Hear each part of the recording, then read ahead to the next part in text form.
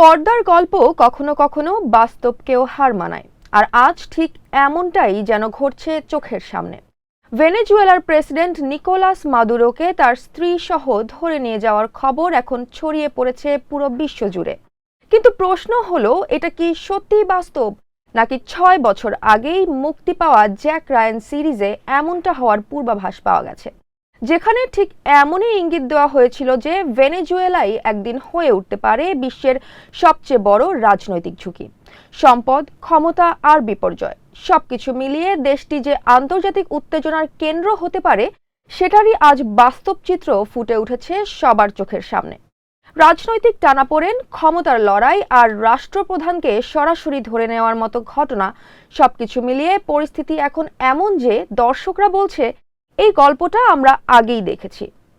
কিভাবে ৬ বছর আগের এক ওয়েব সিরিজের গল্প আজকের বাস্তবের সঙ্গে মিলে গেছে একেবারে অবিশ্বাস্যভাবে, তা নিয়ে বিস্তারিত থাকছে এই প্রতিবেদনে।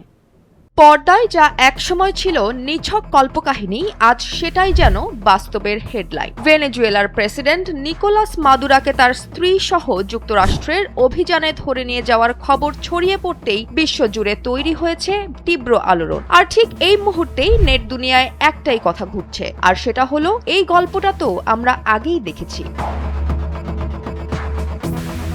আজ থেকে ৬ বছর আগে মুক্তি পাওয়া অ্যামাজন প্রাইমের জনপ্রিয় একটি সিরিজ জ্যাক রায়ানের ঠিক এমনই এক আশঙ্কার ইঙ্গিত দেওয়া হয়েছিল। ২০১৯ সালে সিরিজটির একটি দৃশ্যে সিআইএ কর্মকর্তাদের প্রশ্ন করা হয়, বিশ্বের সবচেয়ে বড় হুমকি কে? উত্তর আসে রাশিয়া, তারপর চীন। কিন্তু হঠাৎ করেই আবারও প্রশ্ন করেন, ভেনেজুয়েলার কথা কি কেউ ভেবেছে? সেই সময় দর্শকদের কাছে এটি ছিল নিছক একটি থ্রিলার সংলাপ। কিন্তু সিরিজটি এখানেই থামেনি। জ্যাক রায়ানে বলা হয়েছে ভেনেজুয়েলা হতে পারে ভবিষ্যতের অন্যতম বড় রাজনৈতিক সংকট, কারণ সৌদি আরব বা ইরানের চেয়েও বেশি তেল আর আফ্রিকার সব খনি মিলিয়ে যত স্বর্ণ আছে তার চেয়েও বেশি খনিজ সম্পদ রয়েছে এই দেশটিতে। তবু এত সম্পদের মাঝেই ভেনেজুয়েলা ধীরে ধীরে এগোচ্ছে এক গভীর রাজনৈতিক বিপর্যয়ের দিকে। এমনকি সিরিজে এটাও বলা হয়েছিল, ভেনেজুয়েলা আমেরিকার খুব কাছে হওয়ায় এটি একদিন যুক্তরাষ্ট্রের নিরাপত্তার জন্য এক বড় মাথা ব্যথার কারণ হয়ে উঠতে পারে। তখন দর্শকরা ব্যাপারটা হেসে উড়িয়ে দিয়েছিল, কারণ এটা ছিল শুধুমাত্র একটা সিরিজ। কিন্তু আজ ৬ বছর পর বাস্তবে ভেনেজুয়েলা আবার পুরো বিশ্বের নজরে। রাজনৈতিক টানাপোড়েন, ক্ষমতার লড়াই, আন্তর্জাতিক উত্তেজনা আর সর্বশেষ রাষ্ট্রপ্রধানকে ধরে নিয়ে যাওয়ার দাবি, সব মিলিয়ে পরিস্থিতি যেন হুবহু সেই সিরিজের গল্পের মতোই। আর এ কারণেই অনেক দর্শক এখন প্রশ্ন তুলছেন, এটা কি সত্যিই বাস্তব, নাকি আমরা জ্যাক রায়ানের নতুন কোনো সিজন দেখছি?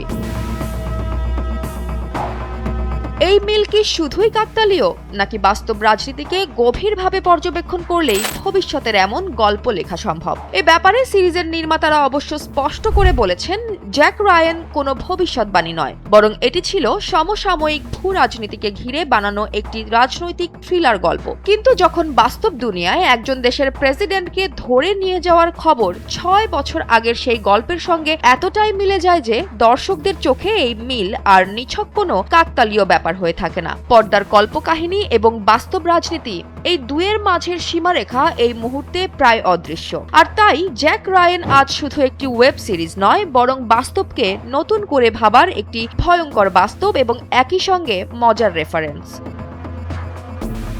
জয়া হাসান, এনপিবি।